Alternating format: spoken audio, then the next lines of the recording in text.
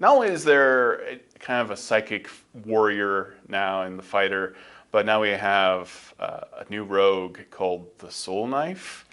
Tell me about the Soulknife. This sounds terrifying. Yes, the Soulknife we have designed to be a bit scary. Okay. Because this is a rogue who can manifest a psychic blade out of their hands, or blades if they want to manifest two, and use them not only in melee, but they can also throw them. And these blades deal psychic damage, and we describe it as essentially you are stabbing the other person's, like their mind, their soul, hence the name, Soulknife. So that alone is scary. But this rogue also eventually gains the ability to, using their psionic abilities, to essentially screen themselves out of other people's sight so they can just poof, they're invisible. Oh. And so we describe in the story text for them that they are particularly effective at being assassins because there isn't necessarily any evidence left behind, you know, because if you stab someone's sort of psychic being, there's no wound on their body.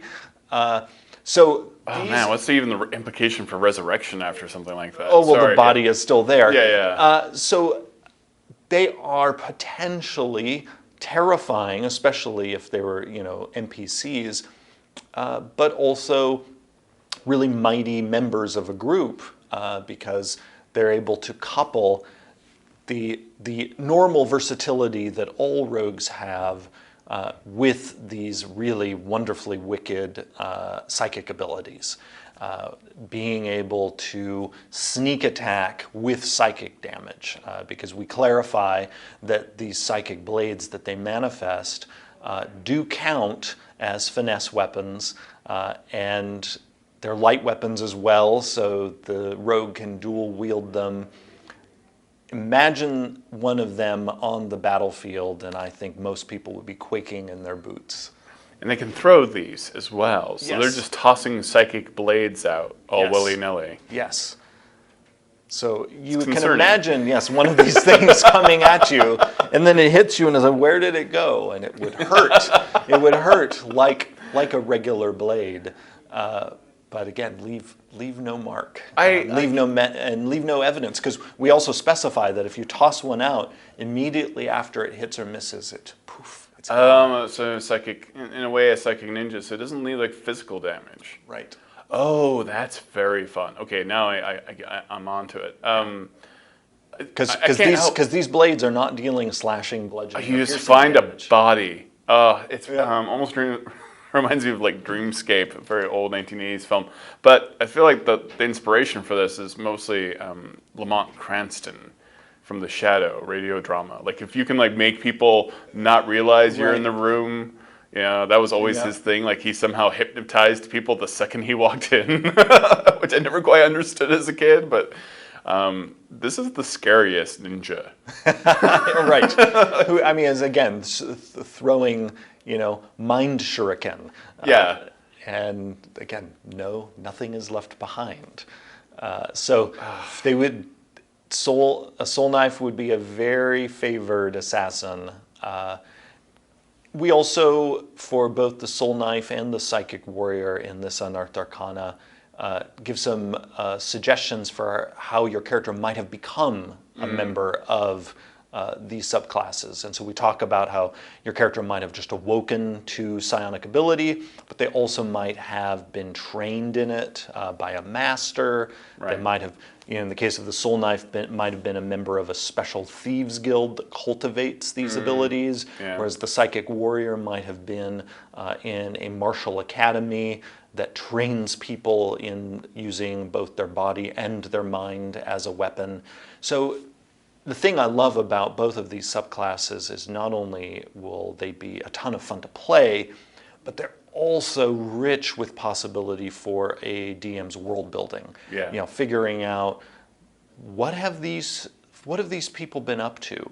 These people with these strange mind powers that have a magical quality to them, but operate in ways that might shock people. And I think again, if someone finds the handiwork of a Soulknife, they are going to be very puzzled.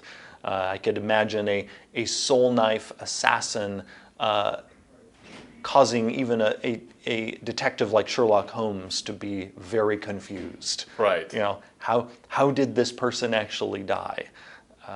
And the Soulknife, especially with their higher level ability to basically psionically screen themselves and just go invisible. Right.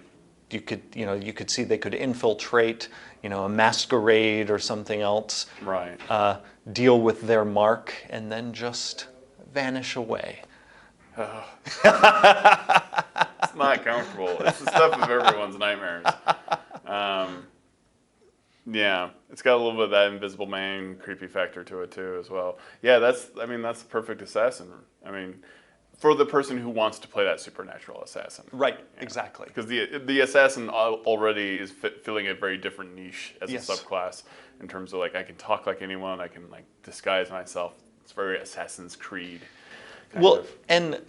And a person could decide to play a Soulknife and not go in the assassin direction at all. Right. Their Soulknife might be very much out in the open, almost more of a superhero than a figure of the shadows. Because, again, this is a person who's manifesting these psychic blades, sort of like Psylocke from the X-Men, and using those in battle, which, depending on how a player describes that, could end up being very flashy rather than, this subtle thing of the shadows. This is the kind of thing we often look for when we're coming up with new character concepts for the game. We want the character concepts to be pushable in different directions. And so even here I've described, you could take the Soulknife and go in a flashy sort of superheroic direction, or you could take it in a kind of almost horrific, killer in the shadows kind of direction. It's up to you.